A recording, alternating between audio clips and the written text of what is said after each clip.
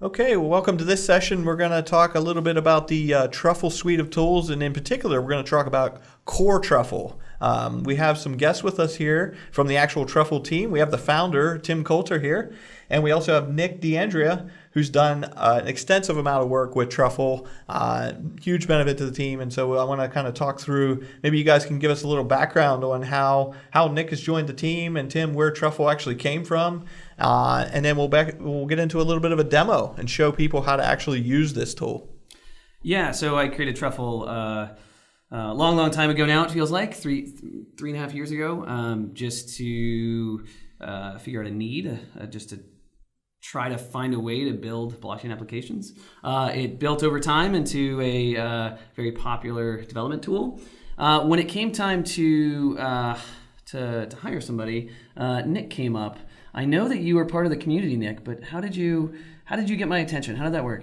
Well, I was using Truffle as part of a freelance gig that I was working on with some stable coins on the public Ethereum network. And I think I was just wasting a lot of your time in Gitter. And eventually, you're like, well, if you're wasting this much time, I guess I should be paying you. That sounds about right. So Nick came on board, and as part of you were one of the earliest ever employees at Truffle. And as part of your task, you kind of took my baby away from me. Tell us a little bit about that. How was your experience working on Truffle and taking it on? Oh, well, it's interesting, right, to come onto a project as the second developer, because Truffle at that point had already had an established brand and a good sense of how it looks to achieve the goals that it has, this workflow first ideology. But then, in order to grow and support development across a larger team, looking at ways to improve the implementation and make it kind of more maintainable as an open source project moving forward. That's awesome. So, if we talk a little bit about the Truffle Framework for some of our listeners who may not be as plugged into what Truffle actually provides from it's a kind of a suite of tools around Truffle here, and this is one piece of it. I call it the core. I'm not sure if that's how we should refer to it, but it's kind of the core engine that's driving a lot of the other things. So maybe, Nick, could you kind of walk through some of the features? What's Truffle actually doing for us and helping people to achieve things faster? Oh, sure. So Truffle is a development tool for smart contract development. That's really what it's focused on. We support your standard workflows of compilation, so you have multiple smart contracts that are linked together, maybe import one another. And so Truffle handles that compilation. It does things like profiling which contracts need to be compiled, and so on. We have a migration system so that you can take your source code and ultimately your compiled bytecode and deploy that to various networks, and it'll keep track of which networks your contracts are deployed to and the addresses and so on. We have an interactive console, which allows the developer to directly interface with the contracts that are deployed and verify. And of course, we have a test framework, so you can write your unit tests or integration tests in either JavaScript or Solidity and use that in an actual development workflow process to validate your contracts. And what else? What other features? We have a debugger, so you can debug Solidity code. You can write executable scripts to run in CI. Yeah, Truffle really is the core. It answers all of the questions of, I guess, what you expect to have from a modern development environment. Yeah, I think the thing that stood out to me when I started working with this a few years back was, it's really hard when you start working with blockchain. There's a lot of new technology to learn. So there's this whole node and infrastructure setup that has to happen, this decentralized ledger that's happening. So you're learning those new things. And then on top of that, you have to figure out how to get stuff on there. And it seems easy, but it's not. There's an RPC interface, and people can chat with that and use that to basically put their assets on the blockchain. And if you're an expert at what you're doing here, you can obviously do that. But Truffle really helps out a lot, and we'll walk through in the demo a little bit about some of the assets that get created as part of what Nick was talking about. So as we do the compilation, as we do the migrations, how's Truffle helping us? I mean, it's keeping track of these addresses and all these things that have to happen there, the signing operations that are happening. I mean, there's an incredible amount of stuff that has to happen to actually get a smart contract on a chain and interface with it. So with that, I'd like to kind of switch over and let's take a look at what this looks like in action. And maybe, Nick, you can talk through some of this. I have a simple smart contract here, but what's going on here? Maybe we can explain this folder structure a little bit here that Truffle has created for us. Yeah, sure. So you can see that there's the contracts directory, the migrations directory, a test directory, and then the project Truffle configuration. So the source for the contracts is in that contracts directory. The migrations that I had mentioned, the migrate system, those are defined there. You can see those are the operations that actually deploy your contracts to chain. I don't think, Cale, you have tests defined, but if for unit tests or integration tests, they would be in that test directory. And I guess we can take a quick look at so that's a network configuration. So that tells Truffle, oh, we have a development network. I'm assuming you're going to be using Ganache with that on port 8545. And so Truffle uses this to set up its connection to the chain. And like if you run your migrations, it'll go through an order. You can see they're indexed 1, initial migration, 2, deploy contracts, and so on. So, yeah, the first thing too to reach out, especially to guys who are in the enterprise and working with this, is this Truffle project configuration is super cool, because basically what we can do is start tagging into things like if we spun up nodes on Azure that we're going to use for our private consortium, that we're going to use POA or Quorum or something like this, we can essentially just define this as code in here, or like declare it basically in this configuration, and then we can version that, right? And we can keep track of that just like source. And so there's less mistakes as people start moving through these environments about, wait, where are these contracts going? I need to know where the RPC endpoint is. It's like, no, you don't need to know that. It's Azure, it's development, it's on-prem locations. You can basically define all those things inside of here. Yeah, right. The reason it's a key or an object hash is because then Truffle just refers to those networks by their name rather than. Right. Yeah, is that you were about to say, Tim? Well, I was going to say one really cool thing about this configuration is this JavaScript. So if you do have anything complex, you can code that. Yeah, that's super cool too. So you can basically even programmatically be changing your config. That's super cool.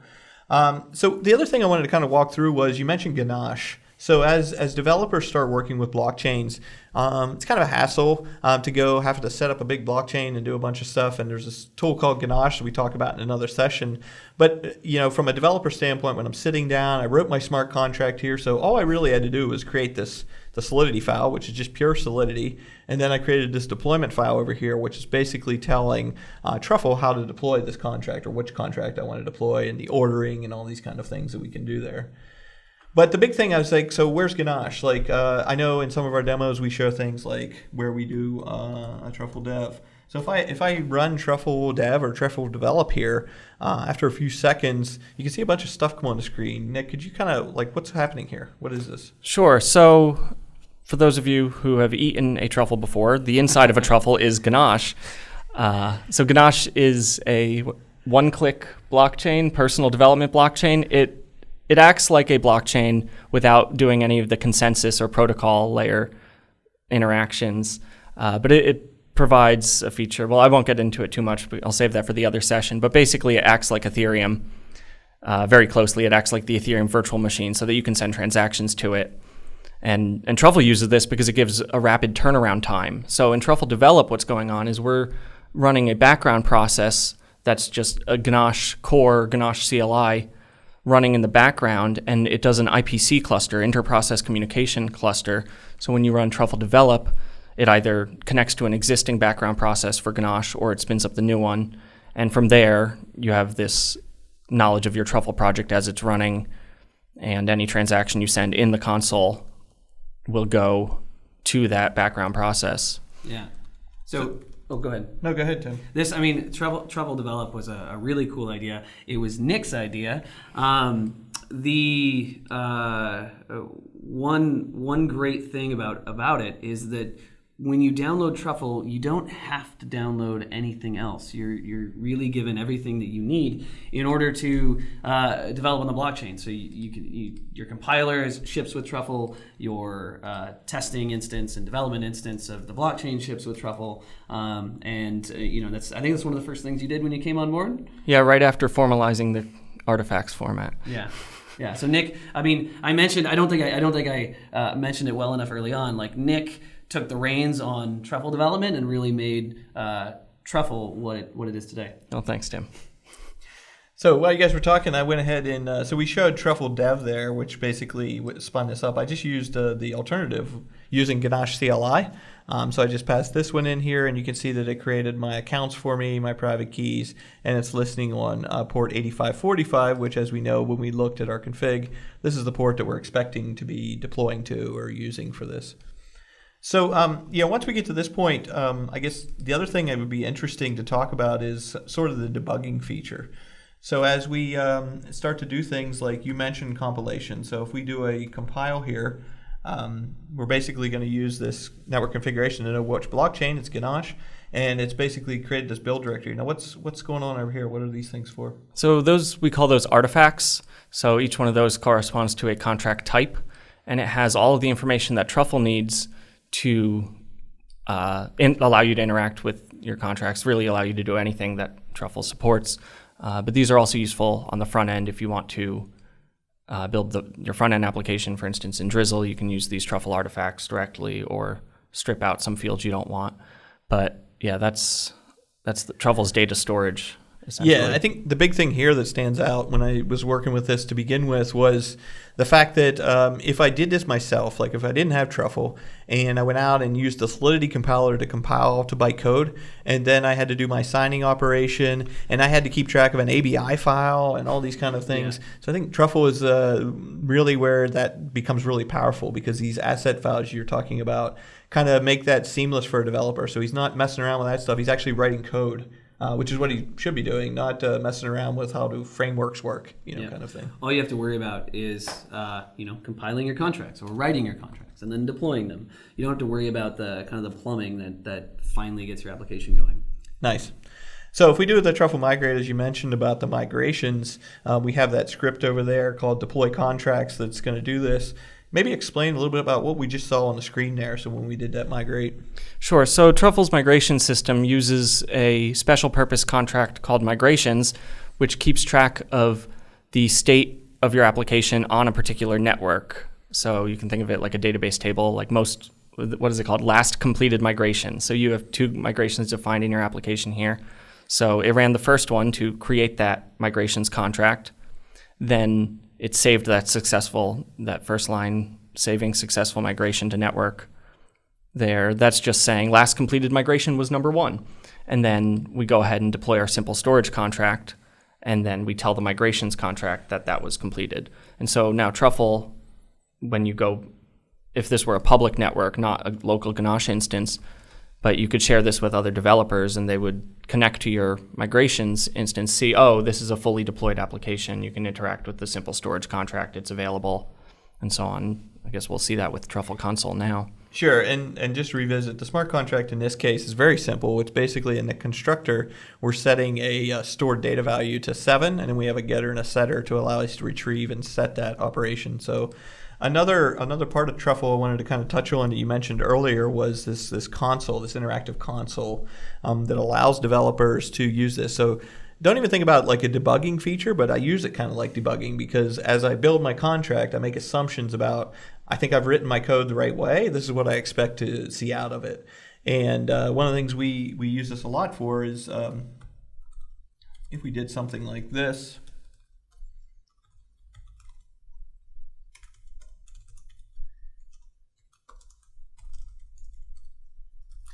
And what you're seeing here is he's getting the deployed instance of the simple storage contract, which you deployed in the migrations, and then you're making a call.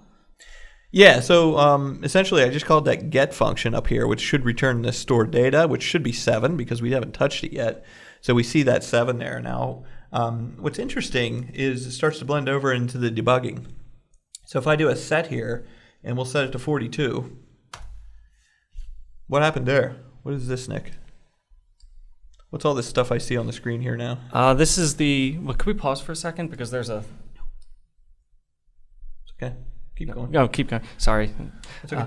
So that is the transaction receipt. It shows all of the information that the blockchain knows about that transaction, whether or not it was successful. Some of those fields you don't have to worry about too much, except for maybe more advanced use cases. But the most important piece there is the transaction hash. It's the unique identifier for that transaction that did that set 42. Cool. So yeah, and maybe talk through a little bit of the debugging. This seems to be like the key value. So if I want to start using the interactive debugger beyond Truffle console, this is the thing I'm going to need, right, to start that whole process. That's right. So Truffle's debugger allows you to take a transaction that has occurred on a network, either your local Ganache network or a public testnet or mainnet itself, and given that transaction hash, you can step through everything at the EVM level or the virtual machine level, everything that happened, and see how that corresponds to your source code, your Solidity source.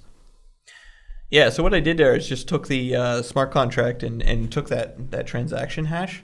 And what we're looking at here now is the debugger. Sorry about the screen tearing there when we're displaying here. It keeps tearing the screen off there a little bit. But well, you can hit H if you want to see the list of commands. Yep. So if we, whoops, I hit something up top there. Sorry about that. Yeah, so you can see that there's all your normal debugging stepping commands. You can step next, you can step over a line, you can step into a function, step out of a function, and so on.